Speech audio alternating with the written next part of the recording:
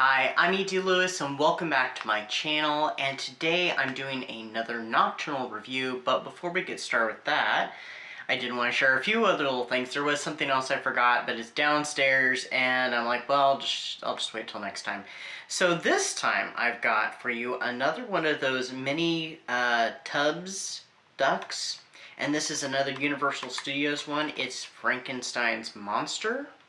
As I've mentioned in one of my last videos that I'm huge fan of the Universal Studios monsters. It was one of the first things of horror I was introduced to as a kid, and so I saw these. I had to get these. Last time I showed you Dracula, which I still have right here, actually. Dracula. So now I have Dracula and Frankenstein. And then last time I showed you a teddy bear. Well, here's a teddy bear, like I'm guessing like a vinyl figure. So it was the Frankenstein's monster one, the Frankenbear. Well, this time this is not the plushie. Like I said, this is like old vinyl figure, and this is the Vambear. I wish that they'd had the plushie for this one, but I got this at a different place actually. This was not on clearance though, but I thought that was so cool. I'm like, oh, they got the vampire one, I gotta get it. So I got the little Dracula bear. There is a werewolf one I'd really like to have too, so that's called the Howler. They advertise it on the back, so I was just like, maybe. So, we'll see. But yeah, I got a few more figures. So now I have the Dracula like one and the Frankenstein one of those, and the ducks, So. Alright, I don't have anything actually to hold up this time. So today I'm reviewing something that I read back in January, so it's been a good minute. That's okay, I've got a couple other things I need to review. That's been a good minute since I read. But this I read for Kat's Novel Adventures. She did a Edgar Allan Poe event in January around Poe's birthday called Nevermore Readathon. So I read one short story, I also watched a movie.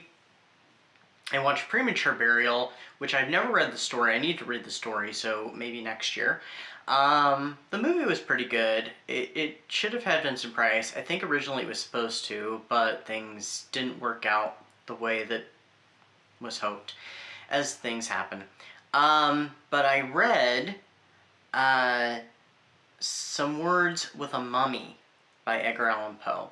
The story was published in 1845, so I think it predates any, classic mummy story that I'm familiar with. I know Bram Stoker did one, I think, in the early 1900s, early 20th century.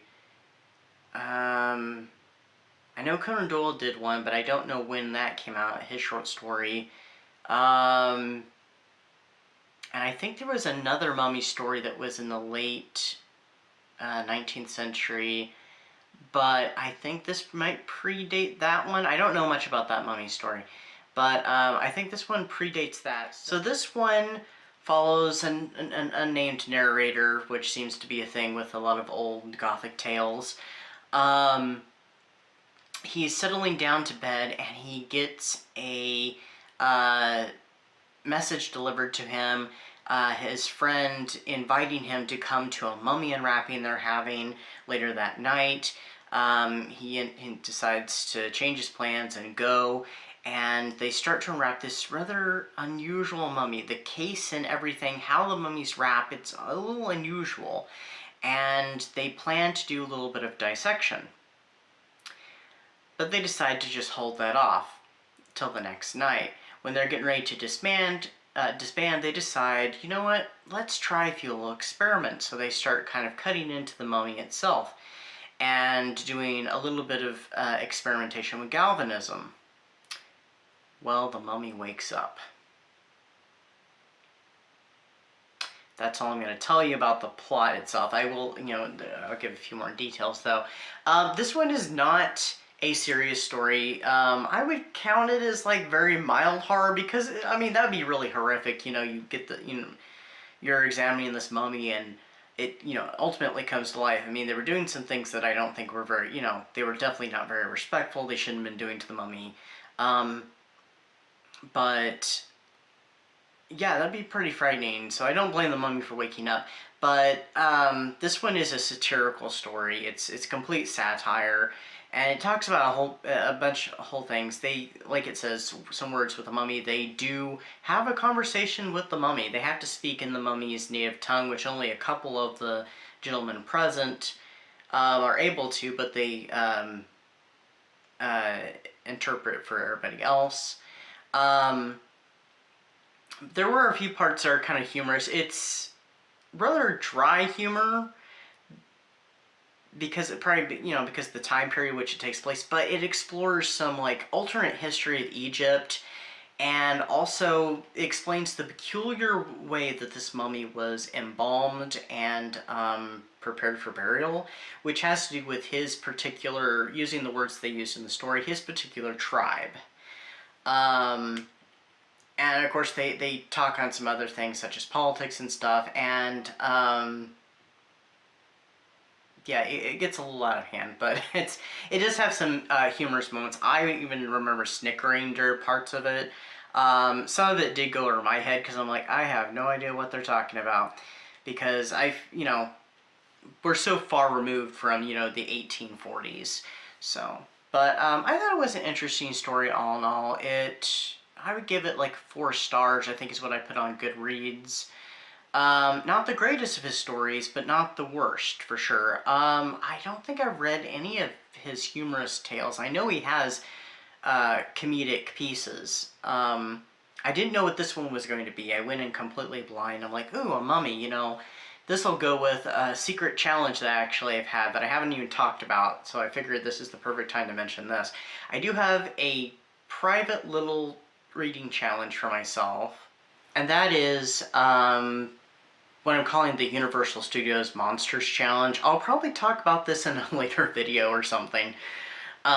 Maybe around Halloween, actually. That might be an idea. I will definitely do kind of a wrap-up for it, but it's been a kind of a private little challenge that I've had for myself, and I've covered a lot of the points that I've picked out, because not all the monsters isn't necessarily easy to do, and I even have a bonus one, which one of the books I read fairly recently, about almost a month ago I finished, could count for the bonus, or it could count for another monster, because it's Frankenstein related, so there is going to be a bonus one with that. But I still have a few more need to read, so I'll probably talk about this in a later video. A video of its own, so. But yeah, I'm thinking maybe Halloween now, so. But yeah, I thought this was a fun little story, a little bit different. Like I said, I've not read any of his satirical, humorous. I know he has them out there. I know there's one called The Balloon Hoax, I think.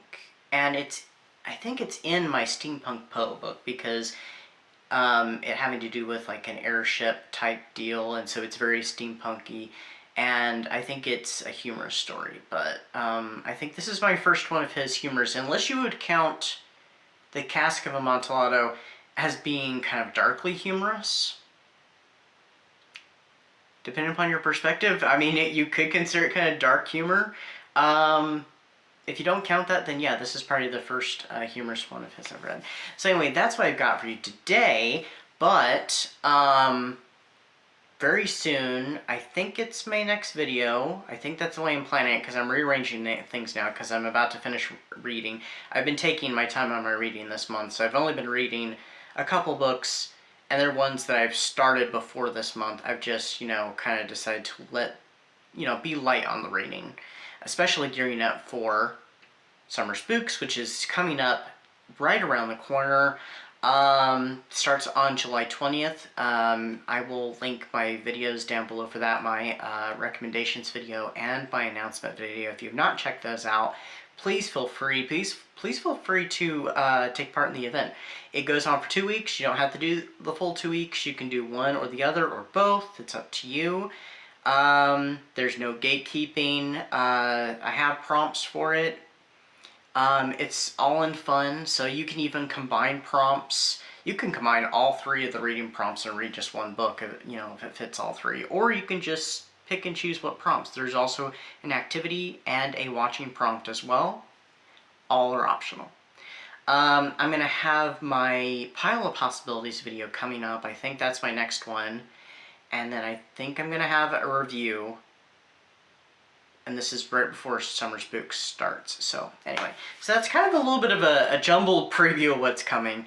But anyway, that's what I've got for you today. I hope everybody's staying safe out there in this very crazy world that we live in now. And yeah, so stay safe, stay spooky, and I'll see you then. Bye-bye.